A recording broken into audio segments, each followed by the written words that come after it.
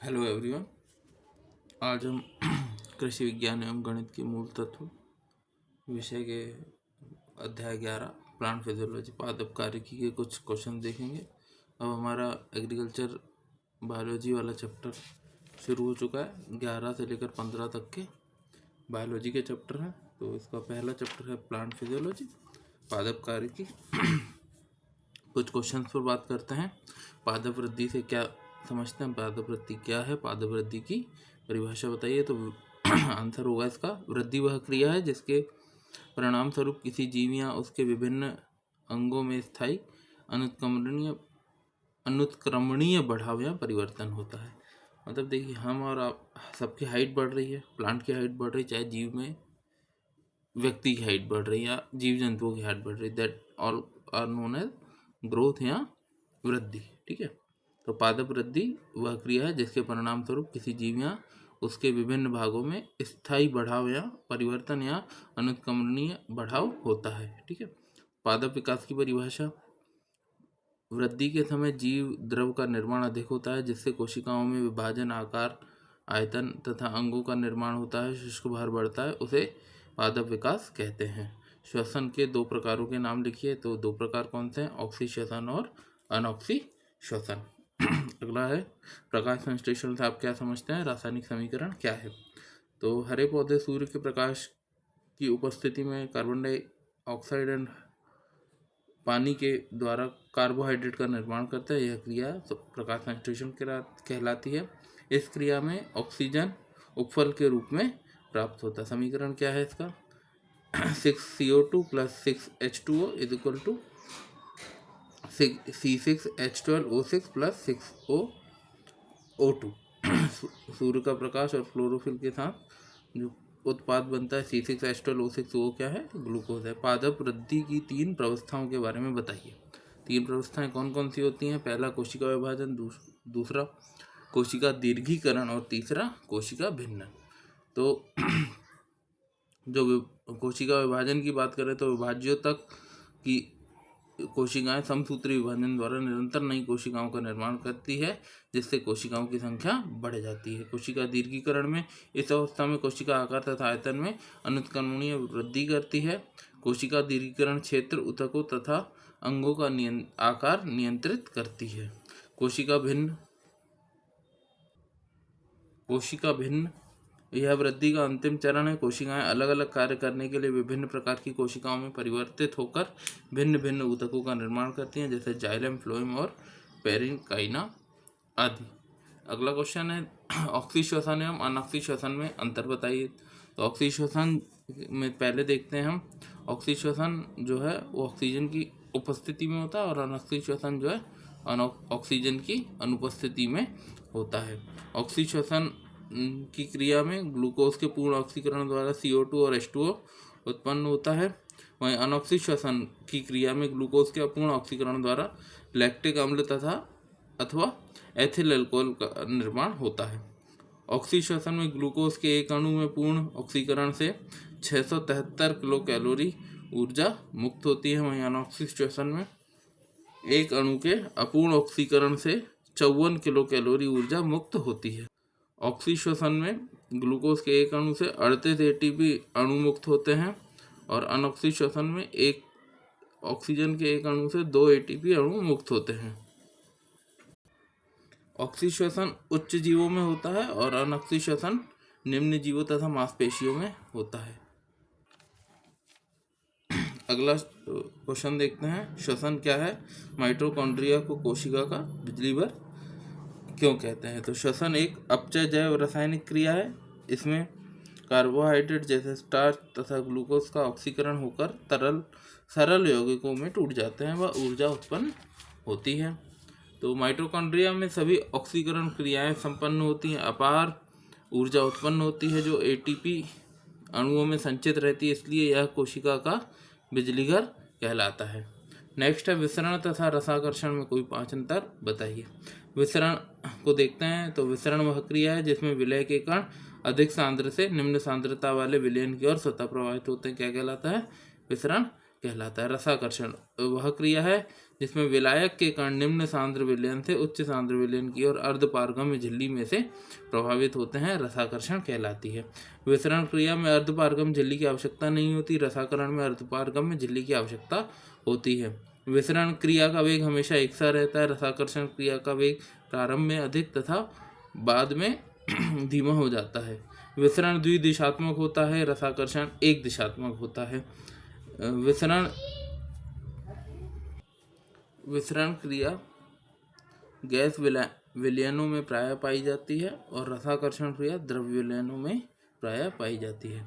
अगरबत्ती जो जलती है और उसकी सुगंध में आती है वो विसरण के कारण ही आती है, और रसाकर्षण या पारासरण के कारण आपका नेक्स्ट क्वेश्चन देखते हैं।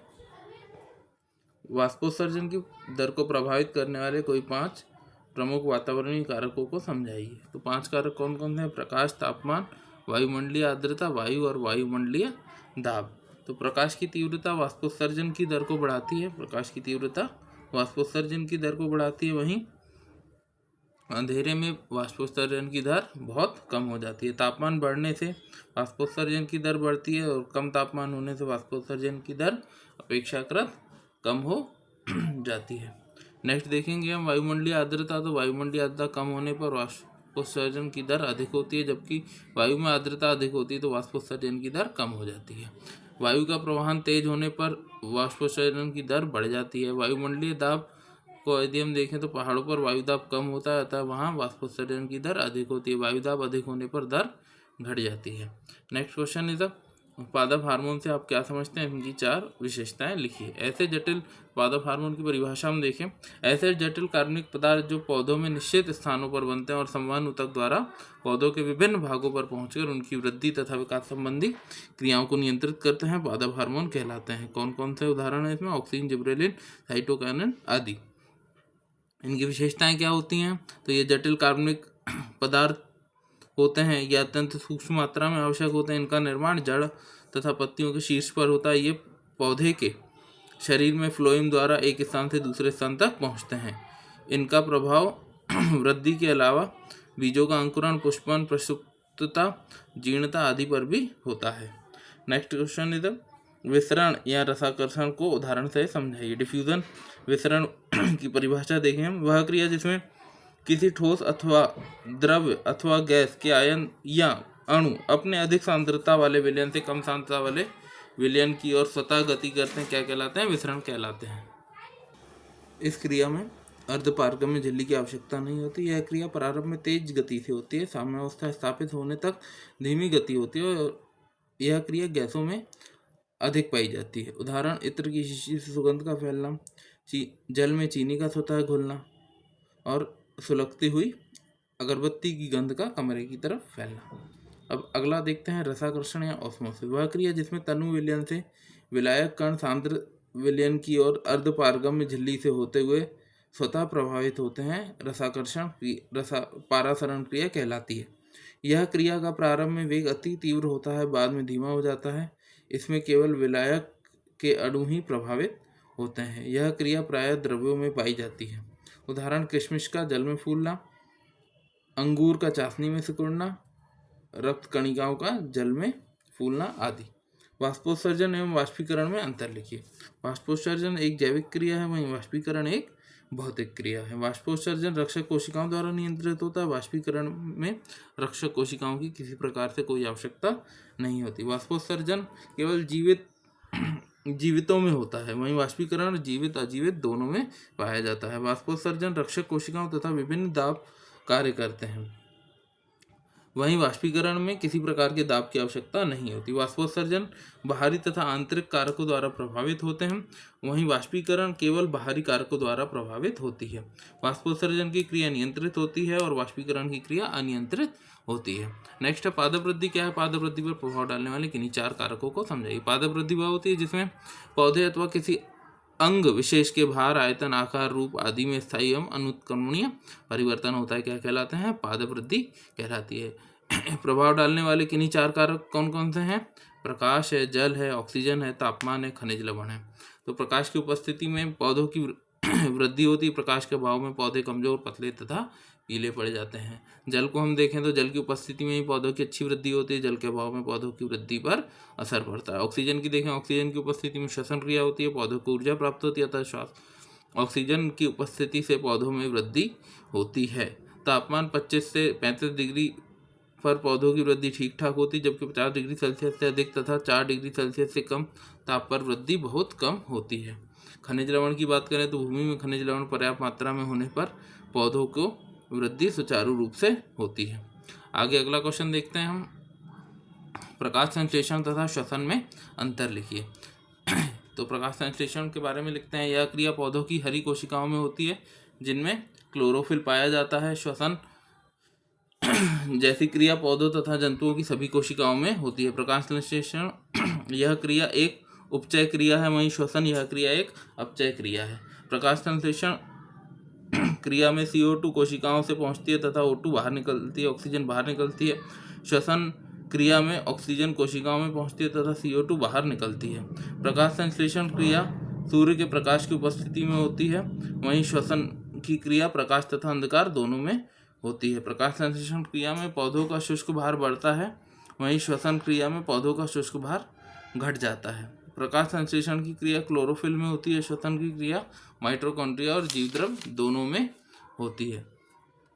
अगला क्वेश्चन देखते हैं, वाष्पोत्सर्जन तथा बिंदु स्त्रावण में 5 अंतर लिखिए।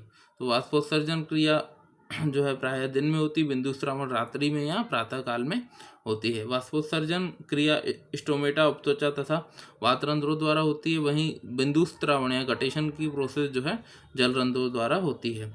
वाष्पोत्सर्जन जल वाष्प के रूप में बाहर निकाल देते हैं, वहीं बिंदु स्त्रावण क्रिया में जल बूंदों के रूप में बाहर निकलता है। वाष्पोत्सर्जन क्रिया में उत्सर्जित जल शुद्ध होता है, वहीं बिंदु स्त्रावण क्रिया में उत्सर्जित जल शुद्ध नहीं होता।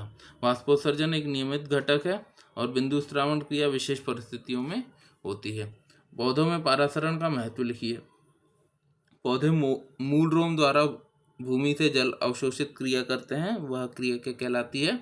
रसाकर्षण क्रिया कहलाती है। रसाकर्षण क्रिया द्वारा ही कोशिकाओं में जल प्रवेश करता है, जिससे कोशिकाएं स्फीत एवं क्रियाशील होती हैं। स्टोमेटा का खुलना बंद होना आदि रसाकर्षण पर ही आधारित होता है। पत्तियों एवं तनों का आकार स्थिर बना रहता है, बना रहेगा, क्योंकि ये सब चीज़ें किस पर निर्भर करेंगी? रसाकर्षण पर। बीजों तथा फलों का विकिरण बीजाणु धानियों के फटने में परासरण की क्रिया सहायक होती। तरबूज, खरबूज आदि फलों का रसीला होना परासरण क्रिया के कारण ही होता है। नेक्स्ट देखते हैं हम, जिब्रेलिन पादप हार्मोन के कोई 5 महत्व लिखिए।